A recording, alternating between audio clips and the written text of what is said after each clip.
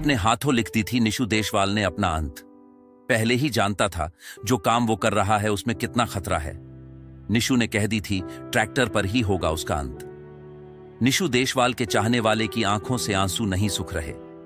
निशु देशवाल की शादी को अभी 1.5 साल ही हुआ था। घर वालों ने निशु की शादी 21 को उम्र में ही कर दी। अभी 6 महीने का बेटा भी हो चुका था। निशु अपनी जिम्मेदारी को भी बखूबी समझता था। निशु देशवाल ने अपने एक ब्लॉग में कहा भी था कि अब उसे ट्रैक्टर से स्टंट करते वक्त डर लगने लगा है। निशु ने कहा कि पहले वो स्टंट में अपना 200% देता था, लेकिन अब 100 भी नहीं दे पाता। निशु का कहना था कि अब उस पर एक परिवार की जिम्मेदारी है। निशु देशवाल ने यह भी कहा कि उसे ट्रैक्टर से बहुत प्यार है। अगर कभी उसकी मौत आए तो ट्रैक्टर पर ही आए, तो उसे वो मौत भी हंसते हंसते कबूल होगी। लेकिन निशु की मौत से उसके परिवार टूट गया है। निशु को पत्नी को कल से होश भी नहीं आया है। बेटे को आंखों में पिता के लिए इंतजार अब भी दिख रहा है, लेकिन उस मासूम को कौन समझाए कि अब उसके पापा लौट कर नहीं आने वाले।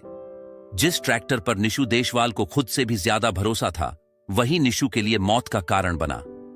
घर बड़े भाई से कहकर निकला था कि आज कुछ बड़ा धमाल करने वाला हूं, लेकिन किसी को शंका नहीं थी कि आज निशु का आखिरी दिन है। निशु परिवार में सबसे छोटा था। उसे ट्रैक्टर पर स्टंट करने का बचपन से ही शौक था और उसके पापा ने उसे शौक पूरा करने के लिए स्पीकैल ट्रैक्टर लाकर दिया था, जिसे निशु ने अपने हिसाब से मॉडिफाइड करवाया।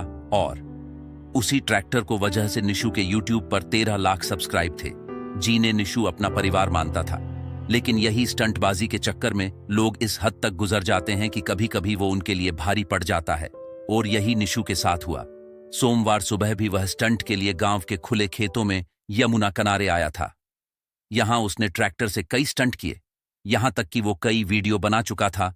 लेकिन आखिर में संदिग्ध परिस्थितियों में उसका बैलेंस बिगड़ गया और ट्रैक्टर उसके ऊपर गिर गया, जिससे उसकी मौत हो गई।